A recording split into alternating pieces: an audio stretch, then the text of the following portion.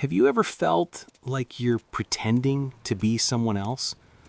Like you wear a mask every day just to fit in, just to be accepted? But deep down, you know, that's not really you. This is the story of a man who lost himself trying to please everyone, and how he finally discovered his real strength the day he stopped pretending. Meet Daniel. He was the kind of person everyone liked. Polite, hardworking, always smiling. At the office, he never argued. At home, he never complained. He said yes to everything, even when he wanted to say no. To his colleagues, Daniel was the perfect team player. To his friends, the dependable guy who'd drop everything to help. But to himself, he was a stranger. Every night, as he stared at the ceiling, a quiet question echoed inside his head. Who am I when no one's watching? Daniel had a routine life. Same job, same people, same smiles. But behind those smiles was exhaustion. He was always trying to make everyone happy. When his boss dumped extra work on him, he accepted it. When his friend borrowed money and didn't return it, he stayed silent. When his parents compared him to others, he smiled and said, "It's okay." But it wasn't okay. He was slowly breaking inside.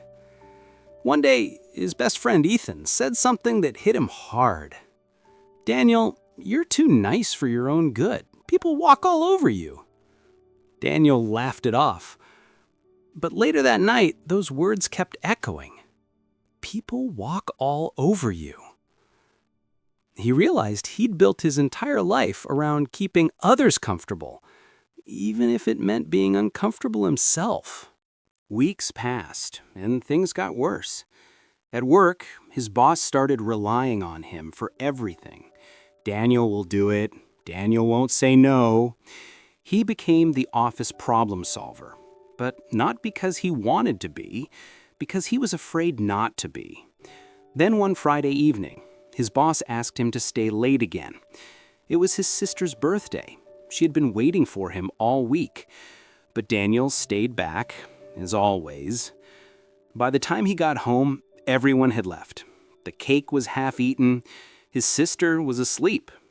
Daniel just sat there, staring at the flickering candles. He realized something painful.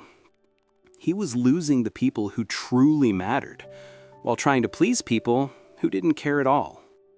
A few days later, the company had a big presentation. Daniel worked for days on the slides, every detail perfect. When the meeting began, his boss presented it, but never mentioned Daniel's name. No credit, no acknowledgement, just silence. Everyone clapped for the boss, while Daniel sat in the back, invisible.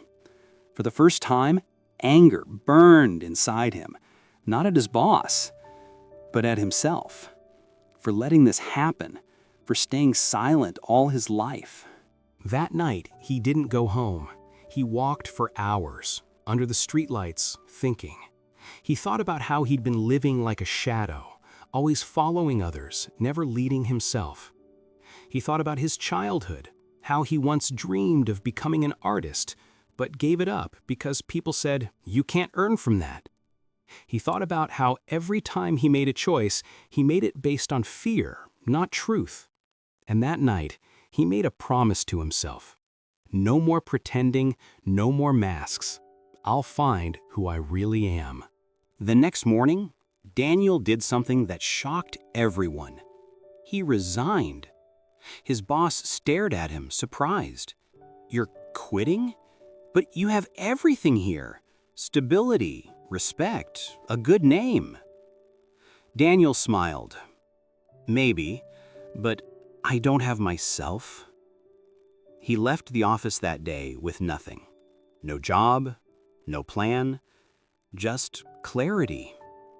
For the first time, he felt free. Days turned into weeks. He spent time alone, reading, painting, walking. He started journaling his thoughts, asking himself deep questions. What do I love? What makes me feel alive? What does success mean to me? It wasn't easy. Some days he felt lost. But slowly, something began to change. He started painting again, something he hadn't done in years. He posted a few of his works online, and people loved them. Then, one day, a small art cafe invited him to display his paintings. He stood there, surrounded by his own creations, and realized, this is who I was meant to be all along. Not a man living for approval, but a man living with purpose. Months later, Daniel's life looked completely different. He wasn't rich, he wasn't successful by the world standards, but he was at peace. One evening, a friend asked him, "Daniel, aren't you afraid?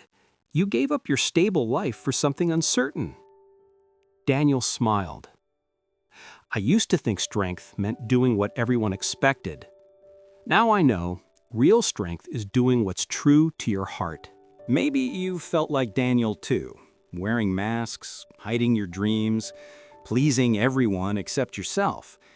But listen, your real strength isn't in being perfect, it's in being real. It's in saying no when you need to. It's in standing tall even when you stand alone. You don't have to impress the world to have value. You just have to be you. Because once you know who you truly are, no one can ever make you feel small again. So stop running from yourself. Stop doubting your worth. Find your truth. Live it. And remember, the world doesn't need another copy. It needs you. Maybe you felt like Daniel too, wearing masks, hiding your dreams, pleasing everyone except yourself. But listen, your real strength isn't in being perfect, it's in being real. It's in saying no when you need to. It's in standing tall even when you stand alone. You don't have to impress the world to have value. You just have to be you. Because once you know who you truly are, no one can ever make you feel small again. So stop running from yourself. Stop doubting your worth. Find your truth. Live it. And remember, the world doesn't need another copy. It needs you.